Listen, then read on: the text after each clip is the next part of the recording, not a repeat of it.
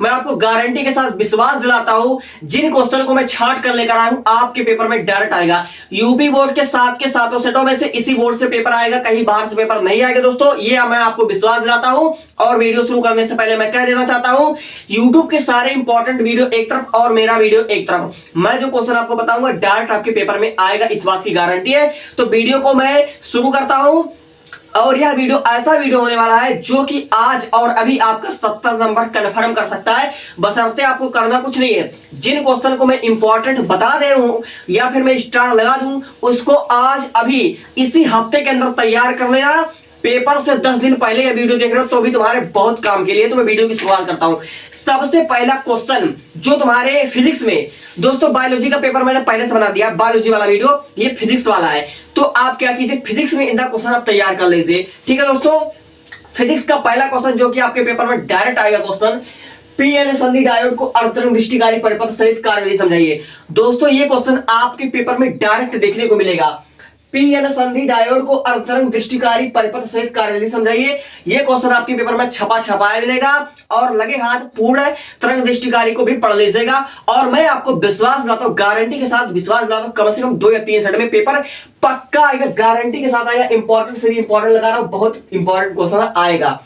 Gauss का प्रमेय क्या है? अनंत लंबाई के पतले आवेशित तार के कारण किसी बिंदु पर बल क्षेत्र की तीव्रता ज्ञात कीजिए।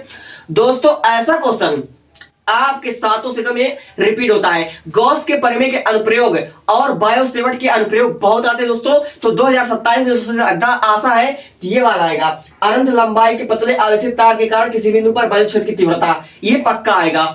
हाइगेंस का तरंग सिद्धांत आज अभी इसी वक्त पढ़ लीजिए। हाइगेंस का तरंग सिद्धांत बोलिए, या हाइगेंस के द्वितीयक सिद्धांत के आधार पर अपवर्तन की व्याख्या। हर साल परावर्तन होता था, इस साल आप अपवर्तन पढ़ोगे, अपवर्तन, और इस पर मैंने स्टार लगा दिया है, पक्का आएगा। वैद्युत प्रतिपथ संबंधित किरचॉफ का नियम, किरचॉफ का नियम बहुत छोटा सा नियम है, इस पर न्यूमेरिकल आते हैं, और ये नियम अपने आप में बहुत इंपॉर्टेंट है, कम से कम 5 नंबर में आएगा।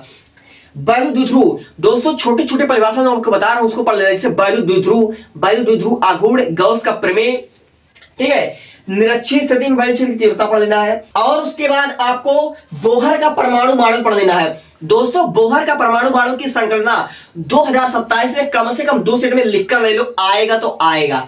अब देखिए, फ्लेमिंग के बाएं हाथ का नियम पढ़ लेना है, स्वपरिणाम तथा अन्योन्य परिणाम पढ़ लेना है, ट्रांसफार्मर सिद्धांत अभी तैयार कर लो, समांतर प्लेट संधारित्र की धारिता पढ़ लेना है, 2 समांतर धारावाही लंबे चालकों के बीच चुंबकीय बल पढ़ लेना है, एलसीआर परपथ, एलसीआर परपथ लगभग 7 के 7 सेटों में आता है, ठीक है दोस्तों।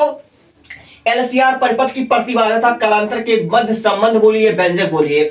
सिद्ध कीजिए कि संयुक्त लेंस की फोकस दूरी इतना है, लेंस की फोकस दूरी का व्यंजक आपको पढ़ लेना है दोस्तों, बहुत इंपॉर्टेंट है।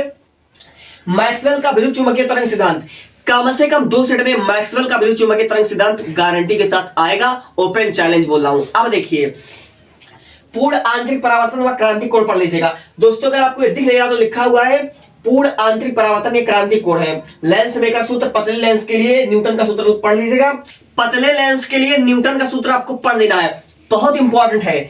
पतले लेंस के लिए न्यूटन का सूत्र पढ़ लेना है। प्रिज्म द्वारा अपवर्तन, प्रिज्म द्वारा अपवर्तन पर हर साल न्यूमेरिकल आते हैं, आपको इस टॉपिक को अच्छे से निपटा देना है, ठीक है। वैद्युत फ्लक्स, दोस्तों जो क्वेश्चन मैं बता रहा हूं, इस क्वेश्चन में से मैं गारंटी के साथ दावा कर सकता हूं 7 के 7 सेटों में मेरा ही क्वेश्चन देखने को मिलेगा, मेरा क्वेश्चन, ठीक है। अब देखिए, खगोलीय प्रतीत खगोलीय दूरदर्शी की परिभाषा लिखिए।